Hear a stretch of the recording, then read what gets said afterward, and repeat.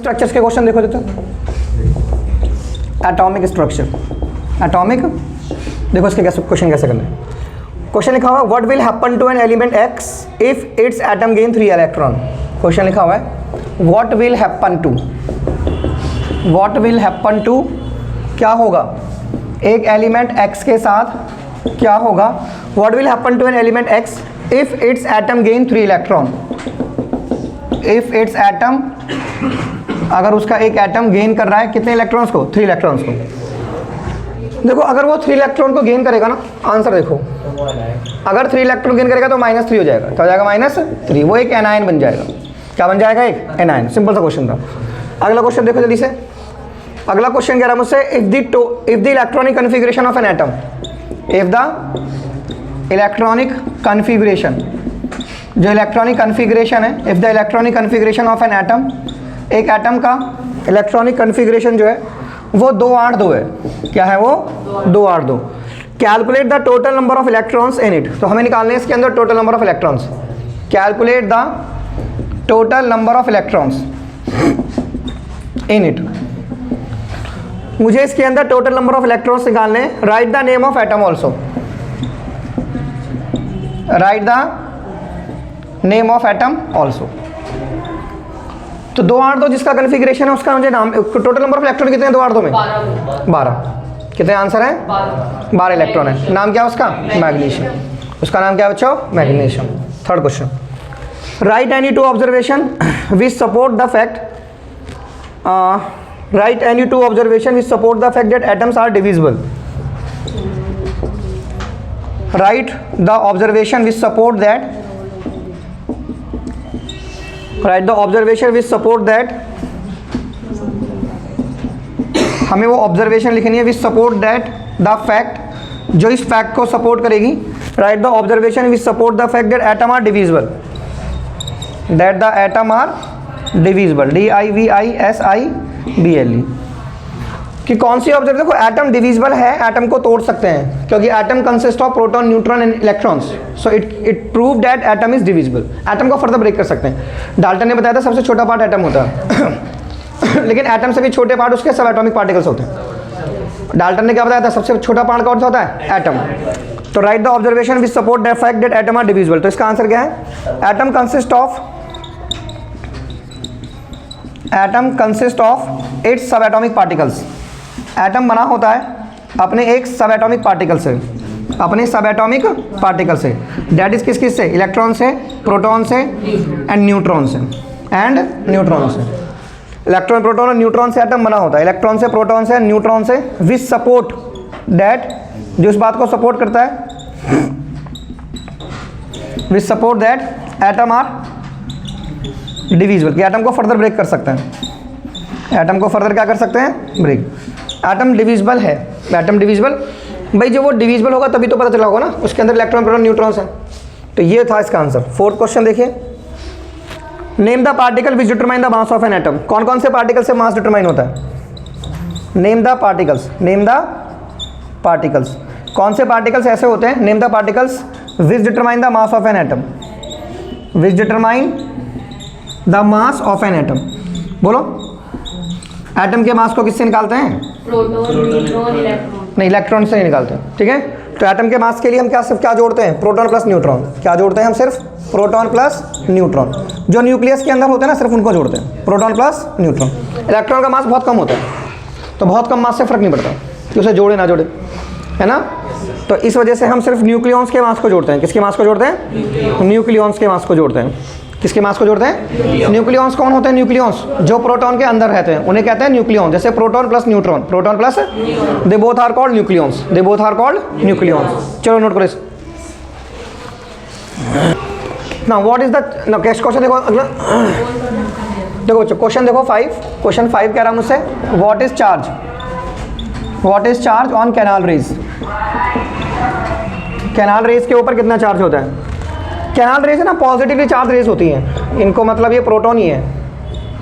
Canal rays are positively charge rays, तो इन पे पॉजिटिव चार्ज होता है, positively charged raise. Positive pay कितना चार्ज होता है, 1.66 इंटू 10 की पावर, नहीं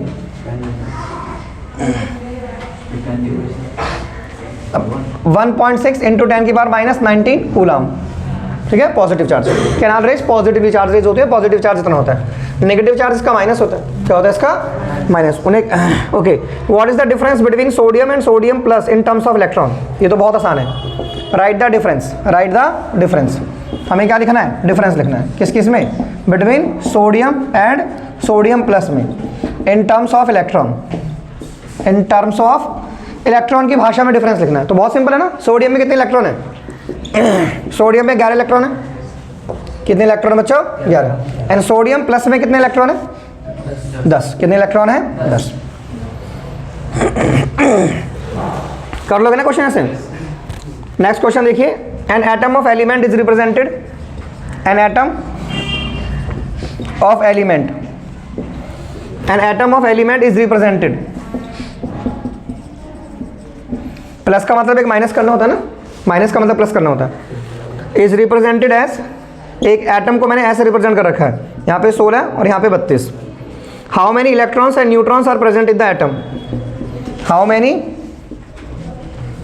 इसमें इलेक्ट्रॉन्स और न्यूट्रॉन्स कितने होंगे? How many electrons and neutrons, how many electrons and neutrons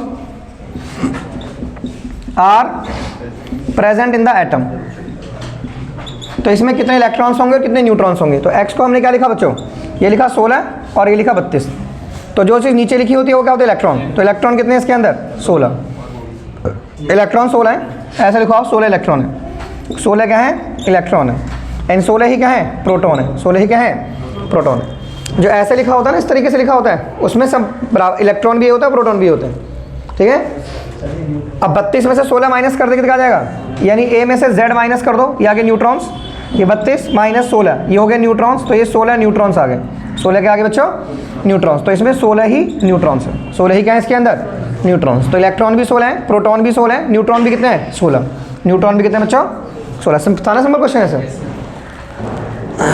एक एटम ऑफ एलिमेंट है 7 इलेक्ट्रॉन इन एल शेल। देखो कितना सिंपल क्वेश्चन है ये, 8वां क्वेश्चन। कह रहा है कि एक atom of an element, an atom of an element, an atom of an element, एक एलिमेंट का एटम है, उसके पास 7 इलेक्ट्रॉन है 7 electrons in its L shell, इसके एल शेल में 7 इलेक्ट्रॉन है। तो उसका एटॉमिक नंबर और वैलेंसी क्या होगी? तो what is its atomic number? What is atomic number? क्या हुआ है भैया? वैलेंसी सेल में उसके 7 इलेक्ट्रॉन है। अरे यार तो समझ ले भैया, वैलेंसी सेल में 7 नहीं, एल शेल में 7 है। कितने में? एल शेल में 7 है। तो 4 सेल होते हैं ना, KLMN, KL पहले में 2 आते हैं, इसमें 7 आ गए। तो कितना आंसर हो गया? फ्लोरीन। क्या हो गया? फ्लोरीन। नियॉन नहीं होगा, क्लोरीन नहीं होगा, क्योंकि क्लोरीन तो 2 8 7 हो जाएगा ना, तो 2 7, तो आंसर क्या हो गया? फ्लोरीन। आंसर क्या आ गया? फ्लोरीन। तो वैलेंसी क्या हुई इसकी? 1। वैलेंसी क्या हुई इसकी? 1 हुई। तो वैलेंसी हुई इसकी 1, ऐसे पता लगाना। देखो अगर मैं तुमसे पूछता हूँ ना कि सोडियम की वैलेंसी क्या है, तो आप क्या बोलोगे? सर सोडियम की वैलेंसी 1 है। क्या है? 1 है। पर वैलेंसी इलेक्ट्रॉन, वैलेंसी इलेक्ट्रॉन भी 1 है। वैलेंसी इलेक्ट्रॉन भी कितने हैं? 1। जैसे सल्फर है, सल्फर का एटॉमिक नंबर 16, तो कन्फिगरेशन 2 8 होगी। तो सल्फर की वैलेंसी तो 2 है। वैलेंसी कितनी है? 2, क्योंकि ये 2 लेगा ना, तो वैलेंसी 2, पर वैलेंसी इलेक्ट्रॉन कितने हैं? 6। ध्यान रखिए इस चीज़ के ऊपर, ये वैलेंसी इलेक्ट्रॉन, तो वैलेंसी इलेक्ट्रॉन है 6 और वैलेंसी है 2। वैलेंसी इलेक्ट्रॉन कितने हैं? 6। जो लास्ट वाले शेल में इलेक्ट्रॉन उन्हें कहते हैं वैलेंसी इलेक्ट्रॉन, तो वो 6 है। और वैलेंसी कितनी है? 2। वैलेंसी कितनी है? 2। चलो बच्चों नोट करो सब, नोट। देखो नेक्स्ट क्वेश्चन देखो। क्वेश्चन मुझसे कह रहा है कि which of the following are isotopes and which are isobars? Which of the following, which of the following, इनमें से कौन सा हमारा आइसोटॉप्स है एंड कौन सा हमारा आइसोबार है? कौन सा हमारा आइसोबार है? Argon, calcium, deuterium, protium. ये हो गया आर्गन, ये क्या हो गया? कैल्शियम। ये क्या हो गया?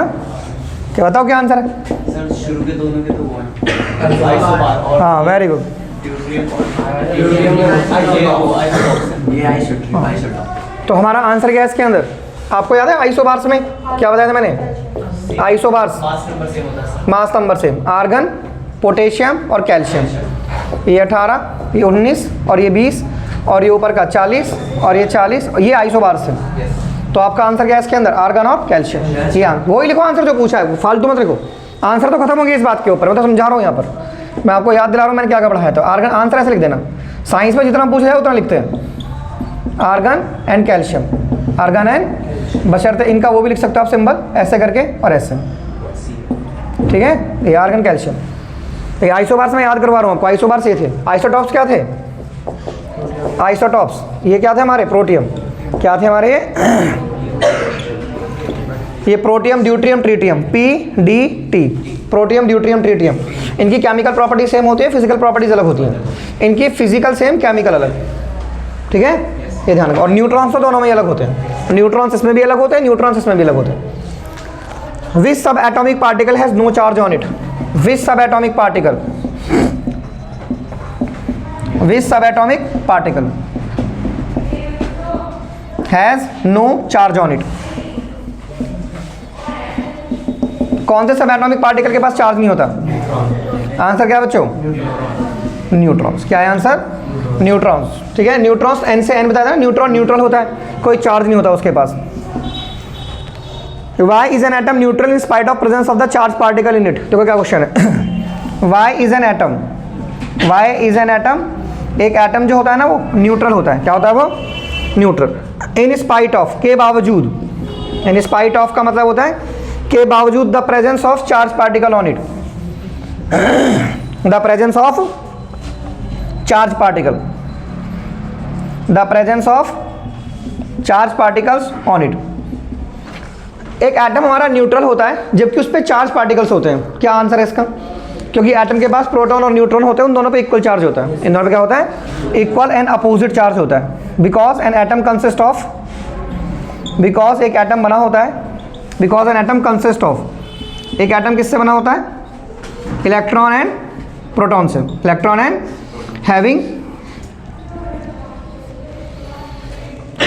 Having same charge on it, same charge, having same magnitude of charge, same magnitude लिखना पड़ेगा, same magnitude of charge on it, but opposite in nature. भाई प्लस और माइनस होता है ना, तो पूरा कट गया तो जीरो आ गया ना, बट अपोजिट इन, क्योंकि न्यूट्रॉन पे तो कोई चार्ज ही नहीं होता है ना। भाई एक एटम तीन चीज़ों से बना हुआ है ना, इलेक्ट्रॉन, प्रोटॉन, न्यूट्रॉन से, तो न्यूट्रॉन पे चार्ज है ही नहीं, इलेक्ट्रॉन प्रोटॉन पे है और वो भी इक्वल और अपोजिट है, इक्वल और, तो नेट चार्ज क्या हो गया? जीरो। तो अगर मैं पूछूँ ना एटम का नेट चार्ज क्या है तो क्या बोलोगे? Net net net net net net charge zero है। वैसे तो चार्ज है उस पर नेट क्या है? जीरो। नेट क्या है? Zero. Same charge but opposite in nature, but opposite in nature, मतलब एक पे प्लस है और एक पे माइनस है, hence net charge is zero. Hence net charge क्या आ गया? Zero. Hence net charge on it कितना आ गया? जीरो आ गया। कितना आ गया? जीरो। समझ में आ गया? So that was your answer.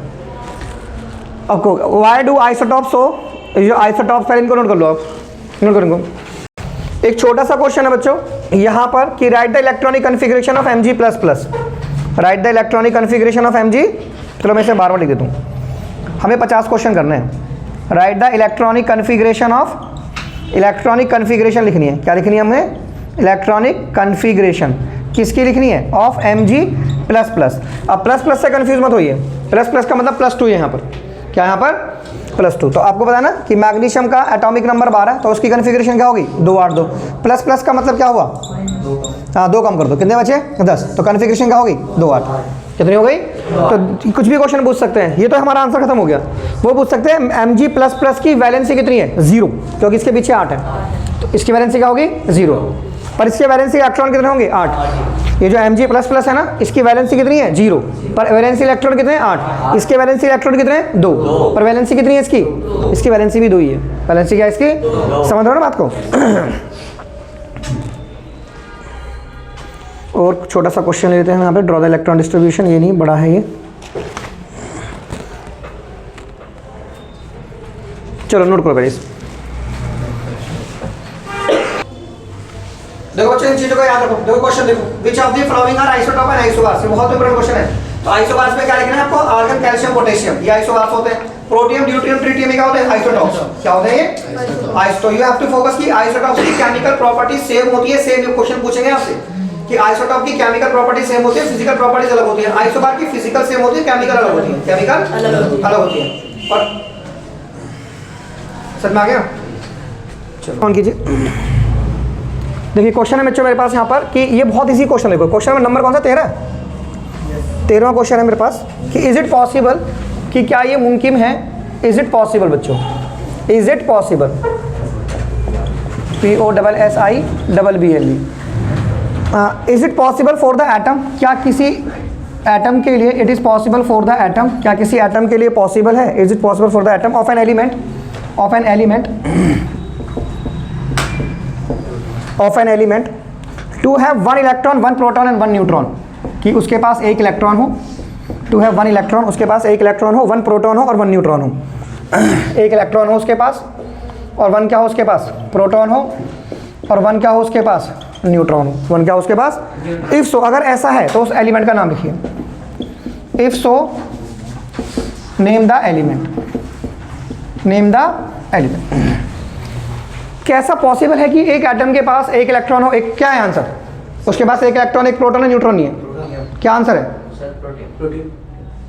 Protium तो आइसोटॉप है ना, नाम क्या है, क्या है, हाइड्रोजन, क्या आंसर है, आंसर क्या है बच्चों, हाइड्रोजन। हाइड्रोजन के पास ऐसा पॉसिबल है कि हाइड्रोजन ऐसा होता है, ठीक है, 1 तो उसके पास क्या नहीं होता, न्यूट्रॉन नहीं होता। और ये प्रोटियम भी सही बता रहे थे बच्चे, क्योंकि हाइड्रोजन का एक आइसोटॉप है, क्या है, एक isotope. So right answer is hydrogen लिख दीजिए, क्या लिख दीजिए, हाइड्रोजन। तो हाइड्रोजन के पास क्या नहीं होता, न्यूट्रॉन नहीं होता। तो ये बहुत सिंपल क्वेश्चन।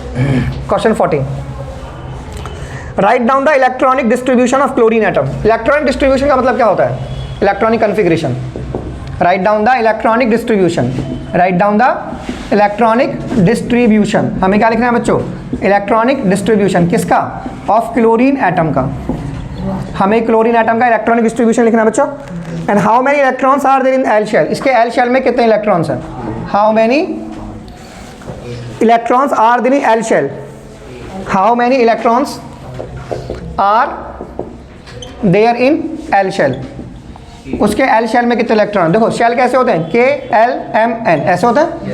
तो क्लोरीन कैसे हो गया, 2 8 7, तो उसके एल शेल में कितने इलेक्ट्रॉन हुए, तो ऐसे लिखेंगे, number of electrons, number of electron in its L shell.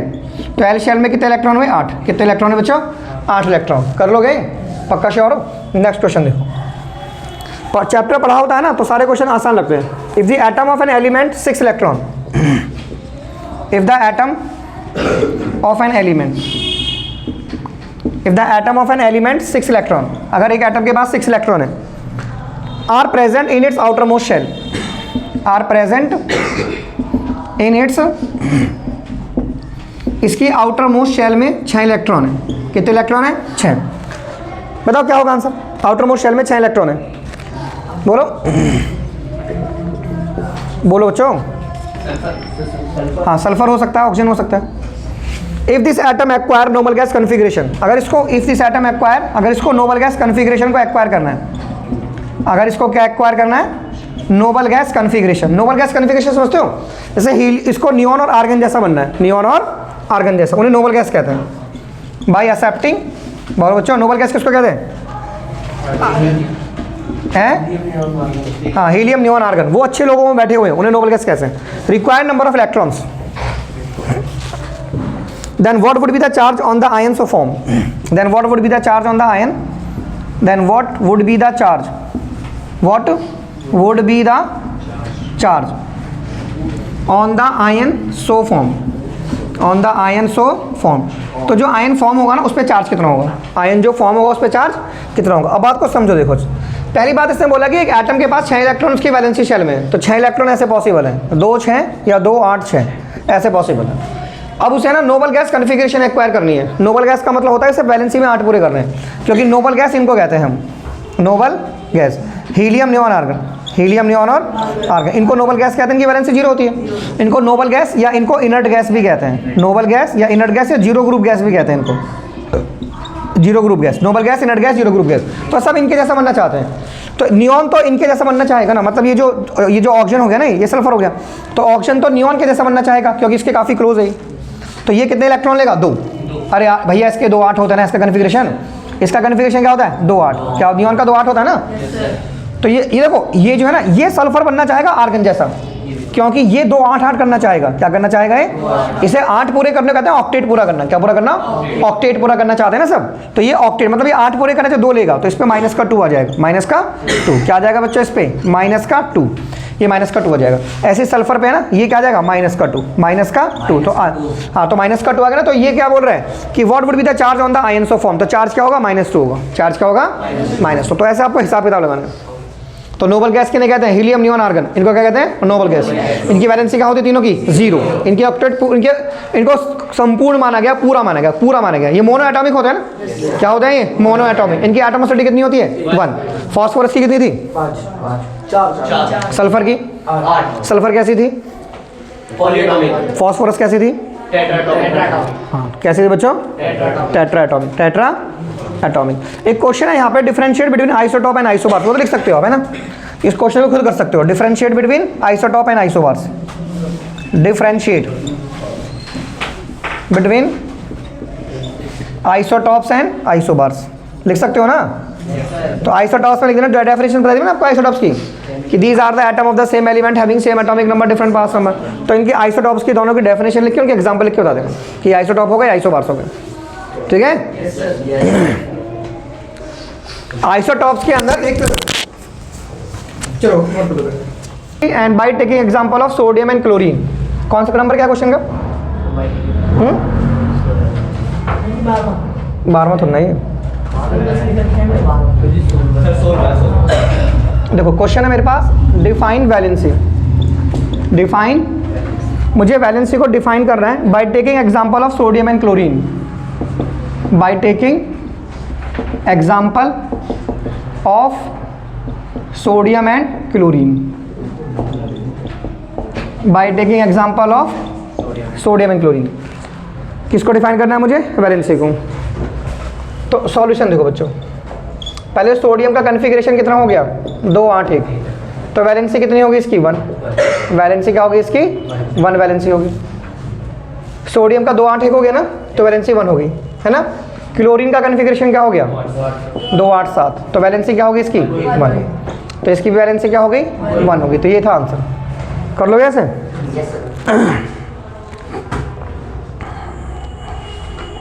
बाकी तो वही क्वेश्चन सारे घुमा फिरा के, what are isotopes, what do you understand by this statement. एक क्वेश्चन देखो, एक क्वेश्चन यहाँ पे लिखा हुआ है कि Mg+2 हैज़ कंप्लीटली फिल्ड। इसमें कंप्लीटली फिल्ड है। Mg+2 has completely filled K and L shell. इसका कंप्लीटली फिल्ड है, K भी शेल भी और L शेल भी। इसका K और L शेल कंप्लीटली फिल्ड है। Explain what do you understand by this statement. आपको इससे समझ में क्या आता है? Explain what do you understand by this statement. What do you understand by this statement. इस स्टेटमेंट से क्या समझ में आता है आपको? सुनो, Mg+2 का कंप्लीटली फिल्ड K और L शेल है, ठीक है। उसका K और L शेल पूरा फिल्ड है। तो सॉल्यूशन देखो ऐसे करना है, यहाँ पे लिखो Mg+2 ऐसे, उसका कंप्लीटली फिल्ड होगा ना 2 8, ठीक है। तो इसका मतलब क्या है? इसका मतलब ये है कि इसने it means magnesium has lost, magnesium ने 2 इलेक्ट्रॉन खो दिए, ठीक है। It means magnesium has lost 2 electrons to attain, क्या अटेन करने के लिए? To attain noble gas configuration. To attain noble gas configuration. तो ये ऐसा क्यों करते हैं? इलेक्ट्रॉन को खोते हैं और लेते हैं ताकि नोबल गैस कन्फिग्रेशन को ये अचीव कर ले। नोबल गैस कन्फिग्रेशन को ये, तो नोबल गैस कन्फिग्रेशन में किसका कन्फिग्रेशन हो गया? आर्गन का, नहीं उसका, नियॉन का। किसका हो गया ये? नियॉन का। कर लोगे ऐसे क्वेश्चन? तो कुछ इस तरह से आपको दिमाग लगाना है। Why do helium, neon and argon have 0 valency. इनकी वैलेंसी 0 क्यों है? क्वेश्चन देखिए, why do helium, neon and argon have 0 valency. इनकी वैलेंसी 0 क्यों है? Why do helium, neon, why do helium, neon and argon, helium, neon और argon इनकी 0 valency क्यों है? तो लिखो answer, they all have 0 valency. उनकी 0 वैलेंसी है, they all have 0 valency because their octet are complete. Because their valency shell जो है उनका वो कंप्लीट है। क्या है वो? कंप्लीट है। वैलेंसी शेल क्या है उनका? कंप्लीट है। लाइक हीलियम को नहीं है ऐसा, हीलियम कंप्लीट, हीलियम के 2 इलेक्ट्रॉन होते हैं। लाइक नियॉन देखो, नियॉन में क्या हो गया? 2 8, नियॉन में क्या हो गया? 2 8, उनका वैलेंसी शेल कंप्लीट है। और आर्गन में कितना हो गया? आर्गन में हो गया 2 8 8, आर्गन में हो गया 2 8 8। और हीलियम इनके साथ ही रखा हुआ है क्योंकि उसकी प्रॉपर्टी इनसे मैच करती है। किससे? ग्रुप 18 से, ग्रुप 18 से। समझ में आ गया? तो they all have zero valency because their valency shell complete. उनका वैलेंसी शेल कंप्लीट है, मतलब वैलेंसी शेल में 8 इलेक्ट्रॉन है। कितने इलेक्ट्रॉन है? 8 है। और हीलियम को क्यों रखा गया उनके साथ? मतलब हीलियम की प्रॉपर्टी उनसे मैच करती है, वो नोबल गैस है। क्या है वो?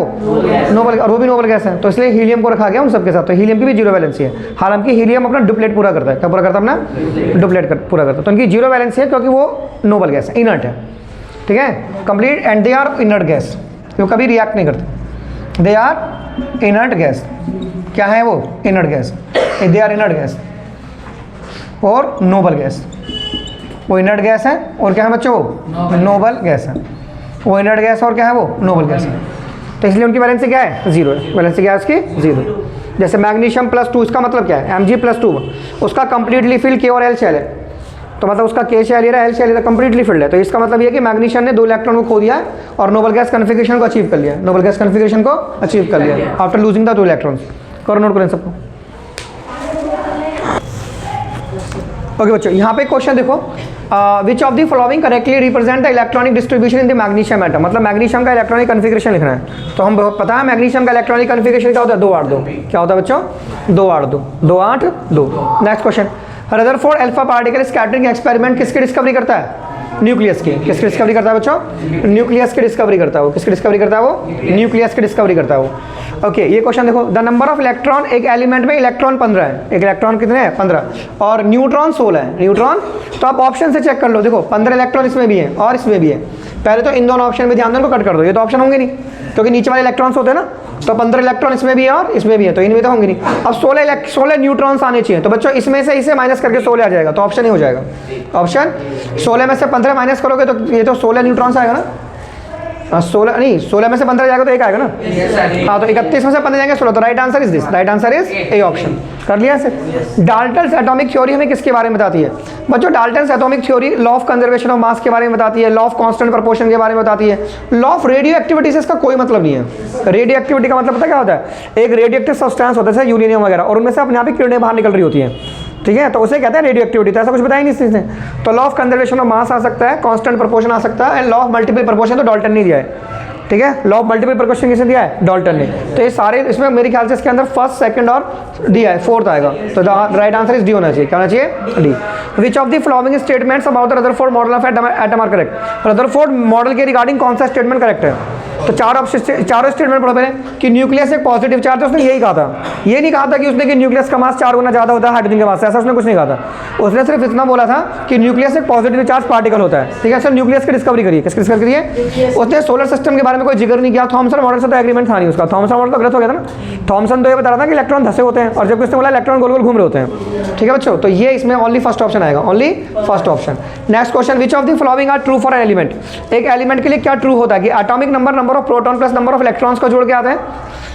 एटॉमिक नंबर सिर्फ नंबर ऑफ प्रोटॉन के बराबर होते हैं, जोड़ के नहीं आते हैं। एटॉमिक नंबर किसके बराबर होते हैं? नंबर ऑफ प्रोटॉन के बराबर होते हैं। तो ये फर्स्ट स्टेटमेंट तो नहीं है। Mass number, number of proton plus number of new, हाँ ये सही लग रहा है मुझे। मास नंबर प्रोटॉन और न्यूट्रॉन को जोड़ के आता है, इलेक्ट्रॉन्स ही जुड़ते हैं उसके अंदर। तो ये राइट ऑप्शन है। क्या है? Right option. दूसरा देखो, एटॉमिक मास होता है नंबर ऑफ प्रोटॉन के बराबर नहीं, नंबर ऑफ प्रोटॉन के बराबर नहीं होता एटॉमिक मास, गलत ऑप्शन हो रहा है। ठीक है, एटॉमिक नंबर बराबर होता है नंबर ऑफ प्रोटॉन्स के, हाँ ये सही है, नंबर ऑफ इलेक्ट्रॉन्स के, ये भी गलत है। क्योंकि देखो यहाँ पर इस वाले केस में तो सही है, जैसे आपने सोडियम लिख दिया और यहाँ पे 11 लिख दिया, यहाँ पे 23 लिख दिया, तो यहाँ पे इलेक्ट्रॉन तुम्हारे 11 है और प्रोटॉन भी 11, एटॉमिक नंबर भी 11, तो यहाँ पे तो बात सही है कि यहाँ पे तो स्टेटमेंट सही है ना कि एटॉमिक नंबर प्रोटॉन इलेक्ट्रॉन के बराबर है ना। अरे भाई एटॉमिक नंबर है ना, इसको जेड से दिखाते हैं, जेड से। तो यहाँ पे तो ये बात सही है कि एटॉमिक नंबर हमारा प्रोटॉन इलेक्ट्रॉन के बराबर है, लेकिन यहाँ पे ये बात सही थोड़ी हो जाएगी। Na+ में हमारे कितने प्रोटॉन है? Na+ में प्रोटॉन तो हमारे 11 ही है, पर इलेक्ट्रॉन तो 10 हो गए ना। तो अब कहाँ प्रोटॉन इलेक्ट्रॉन बराबर थोड़ा हो गए, है ना।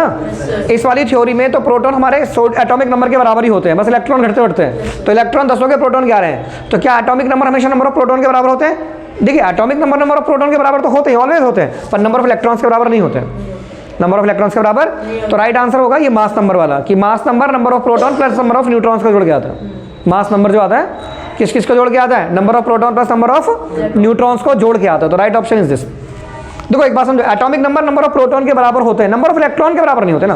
देखो सुनो, जैसे यहाँ पे एटॉमिक नंबर 11 है और अब भी इसका एटॉमिक नंबर भी 11 है, इसका भी 11 ही है एटॉमिक नंबर। बात को समझो, जैसे Na है ना और ये Na प्लस है, तो इसका एटॉमिक नंबर कितना 11 है, इसका एटॉमिक नंबर कितना है, sorry number of protons, number of proton इसमें 11 है, तो इसमें भी नंबर ऑफ प्रोटॉन 11 ही है, क्योंकि एटॉमिक नंबर 11 है, एटॉमिक नंबर 11 है। तो प्लस माइनस से नंबर ऑफ प्रोटॉन को कोई फर्क नहीं पड़ता। तो जो एटॉमिक नंबर होता है ना उसे नंबर ऑफ प्रोटॉन कह सकते हैं, एटॉमिक नंबर को नंबर ऑफ प्रोटॉन्स कह सकते हैं, लेकिन नंबर ऑफ इलेक्ट्रॉन्स बराबर नहीं है। अब इलेक्ट्रॉन्स इसमें 11 इसमें 10 है, तो ये थ्योरी गलत हो गई है। क्लियर हो गया ना भैया?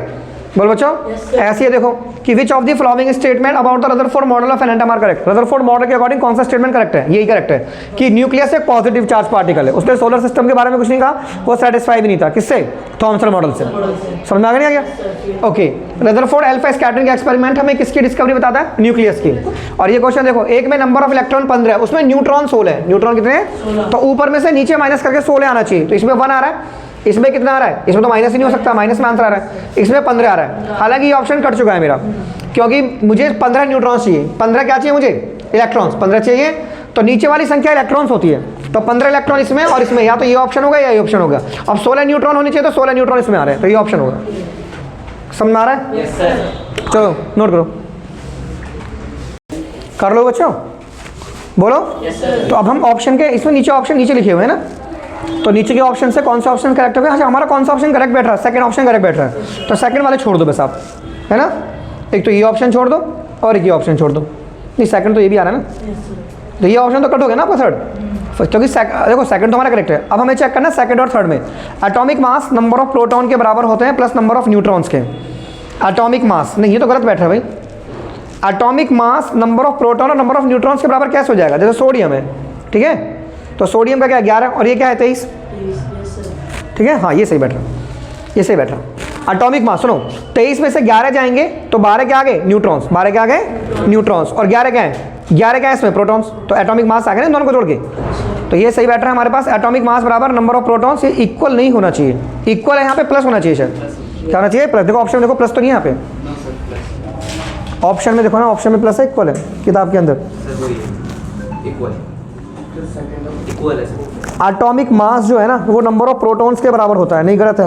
एटॉमिक मास प्रोटॉन के बराबर नहीं होता है, ओके। और मास नंबर होता है नंबर ऑफ प्रोटॉन, ठीक है। एटॉमिक नंबर होता है number of proton plus number of electrons. Atomic number number of protons plus number of electrons के बराबर एटॉमिक नंबर होता है।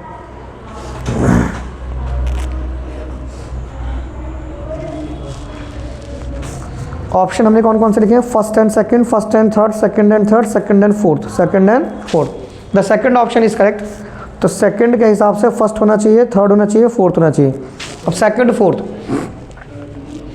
एटॉमिक नंबर क्या नंबर ऑफ प्रोटॉन्स के बराबर नंबर ऑफ इलेक्ट्रॉन्स के बराबर हो सकता है? Atomic number, atomic number, atomic number हमेशा इस वाले केस में बराबर हो सकता है, इस वाले केस में तो बराबर हो सकता है, लेकिन इस वाले केस में बराबर नहीं हो सकता कि atomic number number of protons plus number of electrons के बराबर। इस वाले केस में तो हो सकता है, सोडियम वाले केस में, लेकिन आयन वाले केस में नहीं हो सकता ना। समझ में आ गया क्या?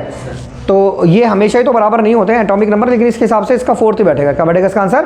तो राइट आंसर क्या बैठेगा इसका? Second and fourth, second and fourth. तो that would be the right answer, that would be the right answer, second and fourth. चलो करो। ये क्वेश्चन है बच्चों Thomson model of an atom का, कि उसकी लिमिटेशंस क्या है। Thomson model of an atom सबसे ज़्यादा पूछे जाने वाला क्वेश्चन है पेपर के अंदर। इस क्वेश्चन के बिना एग्जाम नहीं बनता कि थॉमसन मॉडल की स्टेबिलिटी क्या है और लिमिटेशंस क्या है उसकी लिमिटेशन। आपने पढ़ा थॉमसन मॉडल? थॉमसन मॉडल क्या कहता है कि एटम एक पॉजिटिवली चार्ज स्फीयर होता है। एटम एक ऐसा पॉजिटिवली चार्ज स्फीयर होता है ना, ऐसे करके स्फीयर होता है और इलेक्ट्रॉन्स के अंदर धसे होते हैं, जैसे वाटरमेलन मॉडल था। कौन सा मॉडल था? Watermelon model. ये थॉमसन मॉडल हमसे ये वाली बात कहता है, ठीक है। एटम एक पॉजिटिवली चार्ज स्फीयर होता है और इलेक्ट्रॉन्स के अंदर धसे होते हैं। इलेक्ट्रॉन क्या होता है उसके अंदर? धसे होते हैं। तो इसकी स्टेबिलिटी में लिखा गया बच्चों, एक तो इसने ना Thomson model fail to explain how the positive charge holds on the electron inside the atom. एक तो थॉमसन मॉडल ये नहीं बता पाया कि ये जो पॉजिटिव चार्ज होता है ना कैसे इलेक्ट्रॉन को पकड़ के रखता है। मतलब एक तो ये वर्ड तो आप हमेशा लिखोगे कि स्टेबिलिटी नहीं एक्सप्लेन कर पाया है कि एटम स्टेबल होता है, मतलब फिक्स होता है वो पूरा, मतलब वो कंप्लीट हो चुका है, कि वो स्टेबिलिटी के बारे में नहीं बता पाया। क्या इसके बारे में? कोई चीज़ स्टेबल कब होती है? जो मतलब उसकी लाइफ अच्छी हो जाती है, तो हम क्या बोलते हैं? स्टेबल हो गई है। तो स्टेबल नहीं था उसके अकॉर्डिंग वो। The theory did not mention anything about the, और थॉमसन ने न्यूक्लियस के बारे में कुछ बताया नहीं, एटम के न्यूक्लियस के बारे में। को रदरफोर्ड ने बताया था। एटम के न्यूक्लियस के बारे में किसने बताया था? रदरफोर्ड ने। ठीक है, लेकिन देखो ये थॉमसन क्या नहीं बता पाया था? एक तो स्टेबिलिटी ऑफ एटम नहीं बता पाया, एक न्यूक्लियस के बारे में नहीं बता पाया। ठीक है, और वो अल्फा स्कैटरिंग एक्सपेरिमेंट जो रदरफोर्ड ने किया था उसके बारे में भी नहीं बता पाया। अल्फा स्कैटरिंग एक्सपेरिमेंट जो था ना, वो जो रदरफोर्ड ने किया था उसके बारे में भी ये नहीं बता पाया। So these are three limitation. एक तो ये कि स्टेबिलिटी को नहीं बता पा रहा, एटम की स्टेबिलिटी को नहीं बता पा रहा, एटम की स्टेबिलिटी को नहीं बता पा रहा। एक है कि न्यूक्लियस के बारे में कुछ नहीं बता पा रहा। एक ये नहीं बता पा रहा कि पॉजिटिव चार्ज इलेक्ट्रॉन को कैसे होल्ड करके रखता है। और जो अल्फा स्कैटरिंग एक्सपेरिमेंट था ना जो रदरफोर्ड ने किया था, ये इसके बारे में भी नहीं बता पा रहा। ठीक है, कौन? Thompson model. अगला मॉडल कौन सा? Rutherford model. तो रदरफोर्ड ये वंस अगेन ये वाला वर्ड दोबारा लिख दो कि ये स्टेबिलिटी को नहीं बता पा रहा। हाँ, नहीं बता पा रहा था वो भी, क्योंकि उसके ना मतलब इलेक्ट्रॉन घूमते थे ना सर्कुलर पाथ में, लेकिन रीजन कहाँ फंस गया था? क्या बताया था मैंने? जब इलेक्ट्रॉन सर्कुलर पाथ में घूमेगा ना तो उसकी एनर्जी खर्च होगी, उसकी एनर्जी, हाँ, क्योंकि वो एक्सेलरेटेड मोशन होगा, उसमें वेलोसिटी चेंज होगी, तो मोशन कैसा होगा? एक्सेलरेटेड। तो जब कोई पार्टिकल एक्सेलरेटेड मोशन करता है ना तो उसकी एनर्जी खर्च होती है, फाइनली वो स्पाइरली न्यूक्लियस के अंदर गिर जाएगा, न्यूक्लियस के अंदर गिर जाएगा, तो एटम अनस्टेबल हो जाएगा। तो एटम की स्टेबिलिटी के बारे में नहीं बता पाया। The arrangement of electron circular path में डिफाइन नहीं होता है। ठीक है, बोलो, the arrangement of electron in a circular path is not defined, क्योंकि कोई पार्टिकल अगर सर्कुलर मोशन में होता है तो उसकी एनर्जी खर्च होती है, उसकी एनर्जी क्या होती है? खर्च होती है। ठीक है, तो ये था उसके लिमिटेशंस, क्या थी उसके? चलो ठीक है।